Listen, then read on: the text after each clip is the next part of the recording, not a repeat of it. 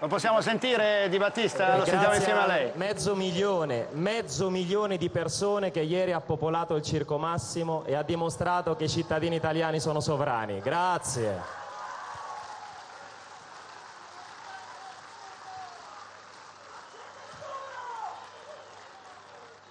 Perché non ci informano su un trattato di libero commercio con gli Stati Uniti d'America che si chiama TTIP? Perché non ci informano? Che cosa sta succedendo? Oggi la Comunità Europea, Renzi e altri collaborazionisti stanno negoziando nella totale segretezza degli accordi commerciali con gli Stati Uniti d'America che inficeranno il futuro nostro e delle future generazioni europee per 40-50 anni. Io ho vissuto in America Latina e ho visto le conseguenze dei trattati di libero commercio stipulati da paesi economicamente deboli ma umanamente molto forti e paesi molto forti economicamente come gli Stati Uniti d'America. C'era un sacerdote, uno dei tanti preti da combattimento che hanno rafforzato la mia fede, che si chiamava Don Lorenzo Milani, che diceva che non c'è giustizia più ingiusta che fare parti uguali tra diseguali. Dove io ho vissuto e dove sono stati stipulati tra il Guatemala, l'Honduras, degli accordi di libero commercio, delle aree di libero commercio con gli Stati Uniti d'America, io ho visto con i miei occhi lo strapotere delle multinazionali e l'impoverimento dei contadini di quelle zone. Io ho visto con i miei occhi arrivare, tramite appunto quest'area di libero commercio, derrate di mais transgenico importate da grandissimi multinazionali come la Cargill, la Monsanto, queste derrate invadere il mercato del Centro America e costringere i contadini ad abbassare clamorosamente i prezzi, ad impoverirsi fino a vendere, anzi a svendere le proprie terre alle stesse multinazionali dell'agrobusiness, la Monsanto, la Cargill, che hanno imposto il trattato iniziale. Questo circolo vizioso. Questa roba, se non la fermiamo, succederà anche in Europa, dove oggi si sta negoziando questo trattato e sono le stesse multinazionali, grandi, nordamericane, non solo, che vogliono imporre questo trattato per far sì che le leggi a tutela della salute, dell'agricoltura che ci sono in Europa, più forti delle leggi degli Stati Uniti d'America, possano essere raggirate da questo meccanismo perverso e quindi anche qui derrate di mais transgenico, di prodotti nordamericani arriveranno senza alcun controllo e queste grandi multinazionali avranno la possibilità addirittura di citare in giudizio gli stati sovrani qualora dovessero approvare delle normative a tutela della salute e dell'agricoltura locale e nazionale. È già successo questo è successo in Argentina, dove durante la crisi il governo argentino ha bloccato i prezzi dell'energia e dell'acqua per far sì che il popolo avesse un po' di ossigeno.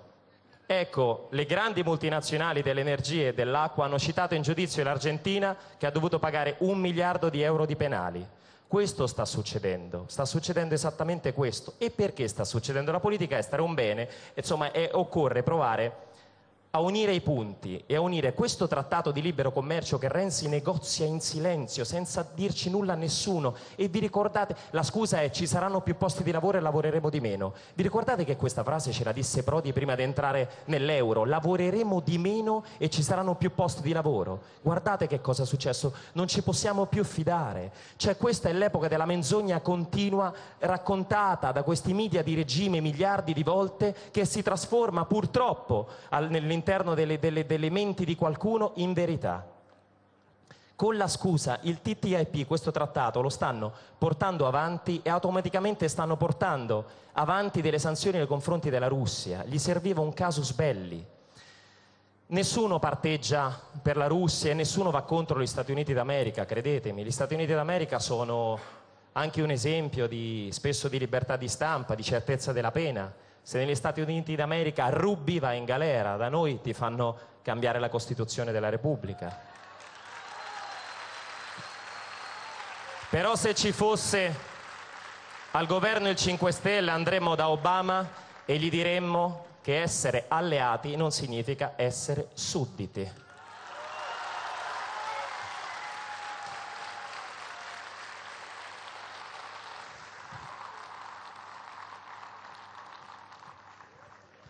John Biden, il vicepresidente degli Stati Uniti d'America, ha dichiarato questo. È vero che non volevano farlo, parliamo delle sanzioni economiche alla Russia. È stata la leadership americana e il presidente americano ad insistere, tanti di quelle volte, da dover mettere in imbarazzo l'Europa per reagire e decidere per le sanzioni economiche nonostante i costi. Quali sono i costi? 1 miliardo di euro all'anno ci costeranno per le nostre aziende agroalimentari le sanzioni alla Russia. 1 miliardo di euro all'anno quando il Parlamento non è riuscito a trovare 48 milioni di euro per gli alluvionati della Sardegna.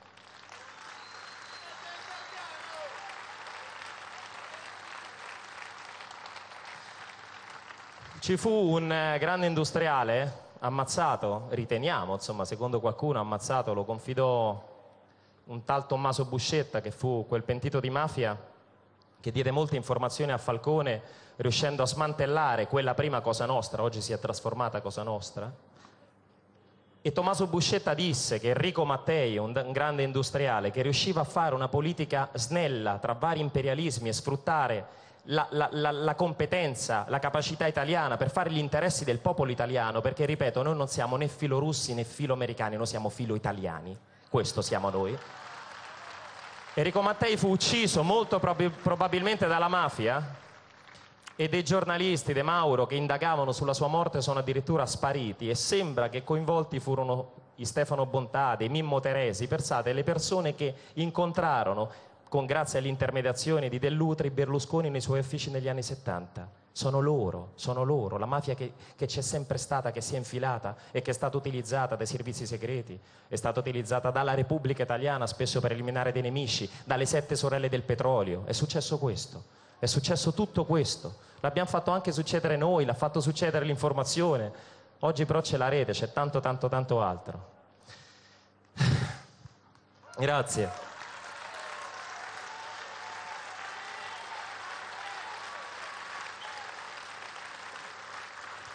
La politica estera e la sudditanza nei confronti di grandi potenze della NATO la subiamo quotidianamente. Un esempio è Gheddafi. Nessuno è stato mai dalla parte di Gheddafi, qualcun altro gli baciava la mano, non certo quelli del Movimento 5 Stelle. Tuttavia Gheddafi era un dittatore, ma lo dovevano buttare giù la popolazione libica, non gli aerei della NATO. Anche perché le conseguenze di quell'intervento, di quell'ingerenza, da parte degli stessi attori che si sentono dei poliziotti del mondo, ha fatto sì che oggi la Libia sia ormai caduta in una vera e propria guerra civile, e lì nasce anche il terrorismo e il fondamentalismo islamico, e ha fatto sì che 100.000 cittadini della Libia sono arrivati in Italia. E dobbiamo anche uscire da quelle logiche. Se tu vuoi sostenere una gestione alternativa dei flussi migratori, se tu vuoi contrastare l'immigrazione clandestina, qualche intellettualoide di sinistra ti dà del razzista. Usciamo fuori dalla logica del razzismo, al contrario, usciamo fuori. Oggi la mafia nigeriana è una delle mafie più forti, è entrata anche grazie all'immigrazione clandestina, generata anche dal comportamento di alcune multinazionali, anche italiane come l'ENI, che vanno in Nigeria, corrompono, costringono alla povertà quelle popolazioni che poi arrivano qua, non trovano lavoro e si infilano nel traffico della prostituzione, e inizia la mafia nigeriana a collaborare con la Camorra anche nella Terra dei Fuochi. Pensate quanto una scelta di una multinazionale italiana, senza ormai nessun tipo di controllo da parte dello Stato, infici anche sulle politiche migratorie. Pensate quanto sia tutto collegato. Pensate, vi prego, cerchiamo di uscire fuori, no, dalla menzogna collettiva che ci viene raccontata. Io ho molta fiducia, ho davvero fiducia cieca, ci credo tantissimo in questo movimento, tantissimo. Sono molto entusiasta perché siamo riusciti a non farci più fregare anche da quelle logiche ideologiche di destra-sinistra. Guardate i talk show oggi, sapete perché stanno tramontando? Perché finalmente gli abbiamo anche smascherato, no, l'inganno. Un tempo facevano finta di litigare, oggi tra uno del PD e uno di Forza Italia non litigano perché sono davvero la stessa cosa, e gli manca l'interlocutore del Movimento 5 Stelle che vada lì per alzare un po' il polverone, per litigare, perché il talk show non informa, il talk show è una sorta di uomini e donne della politica in cui l'unica cosa che cercano è lo scontro.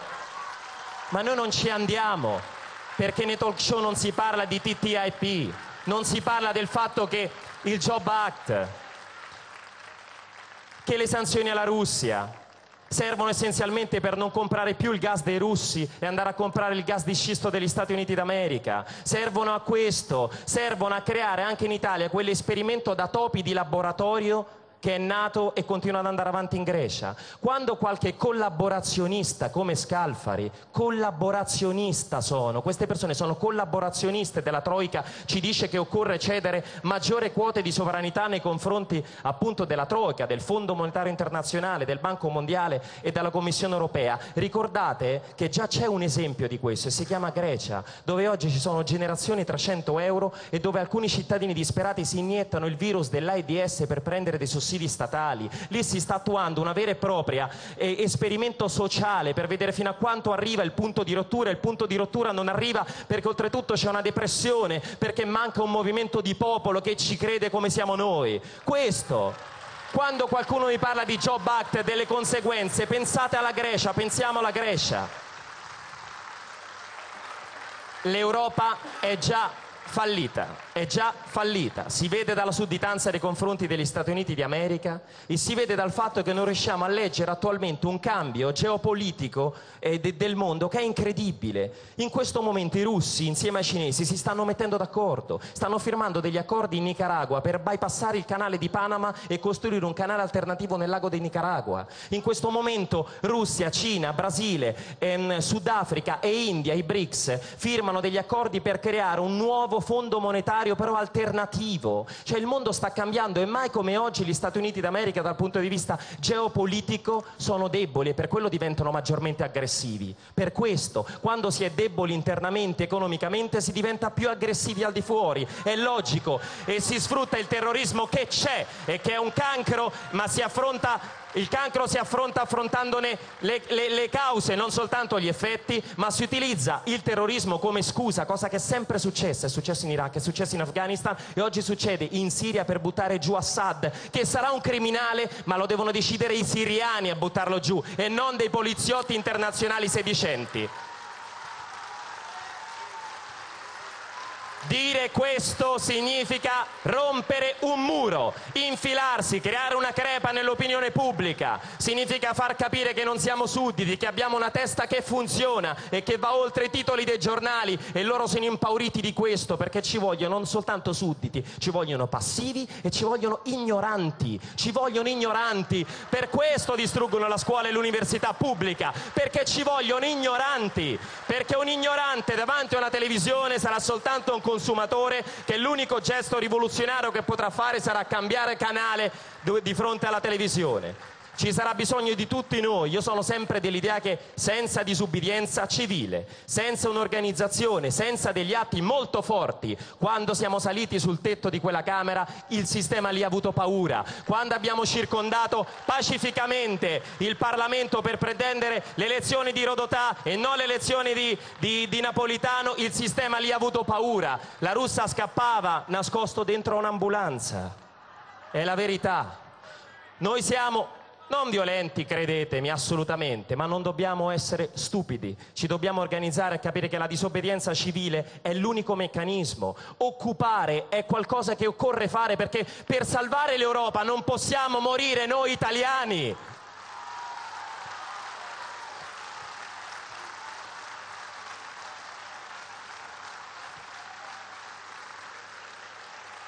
Crediamoci che abbiamo costruito tutto questo in 5 anni. Era impossibile, ce l'abbiamo fatta e è soltanto l'inizio, crediamoci, dipende soltanto da noi, da quanto ci impegniamo, da quanto riusciremo ad essere fantasiosi, da quanto porteremo con maggiore forza le proposte in Parlamento, da quanto riusciremo ad intercettare quel 44% che non ha votato alle europee, e quel 44% non lo becchi andando nei talk show, lo becchi andando davanti alle fabbriche, nelle università, andando a parlare nei centri anziani, nelle bocciofile, portandogli alla mano quello che abbiamo fatto, facendogli vedere con confattezza che abbiamo restituito milioni e milioni di euro, ognuno di noi si è tagliato lo stipendio e c'è qualcuno che non ci crede, ancora, gli porti i bonifici e ti dice io non ci credo. Se sono così inetti non ci parliamo, c'è un 44% invece di persone che non votano, che sono disperate e che sono disilluse, e li possiamo andare a prendere e dirgli facciamo qualcosa assieme. Einstein diceva che il mondo non sarà distrutto da quelli che fanno il male, ma da quelli che li guardano senza senza fare nulla. Viva il Movimento 5 Stelle! Grazie a tutti, è una meraviglia e siamo molto più carichi di qualche mese fa e glielo dimostreremo in Parlamento. Non li faremo dormire, li costringiamo a stare di notte, giorno e notte lì dentro. Passeranno il Capodanno in aula, il Natale in aula, faranno questo fino a che non ci diranno che cosa volete. Vogliamo quello che vuole il popolo italiano.